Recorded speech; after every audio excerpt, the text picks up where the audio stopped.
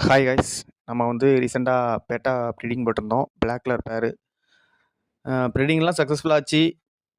ப்ரைஸ்லாம் அப்புறம் பிடிச்சிருந்துச்சி. எப்படியும் ஒரு 200 ப்ரைஸ்க்கு மேலே இருந்துச்சு. நானும் ரொம்ப சந்தோஷமாக இருந்தேன். சரி, ஓகே, இந்த இடம் சக்ஸஸ் ஆகிட்டு நல்லா ப்ரைஸ்லாம் நல்லா வளர்த்துடலாம் அப்படிங்கிற மாதிரி பிளானில் இருந்தேன். ஆனால் என்னாச்சுன்னா, ப்ரைஸ் ஃபுல்லாகவே இறந்துட்டு. என்ன காரணம்னே தெரில. நான் வினிகரையில் தான் அதுக்கு கொடுத்தேன்.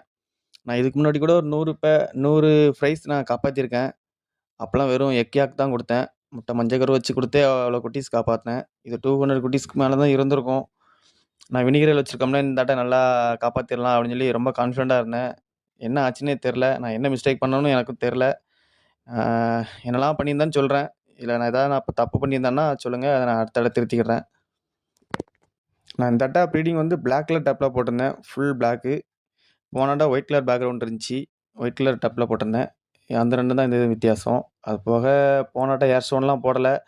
நிறைய வீடியோவில் பார்த்தேன் ஏர் ஸ்டோன் போட சொல்லி போட்டிருந்தாங்க. அதனால தான் இந்த ஏர் ஸ்டோன் போட்டிருந்தேன். இந்த அளவுக்கு தான் நான் பபிள்ஸ் வர மாதிரி வச்சுருந்தேன். அது பிரச்சனையான்னு தெரில.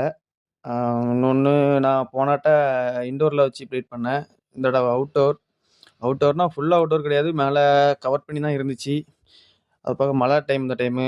அதனால் எதுமான்னு எனக்கு கரெக்டாக தெரில. காரணத்தை கமெண்ட் பண்ணுங்கள்.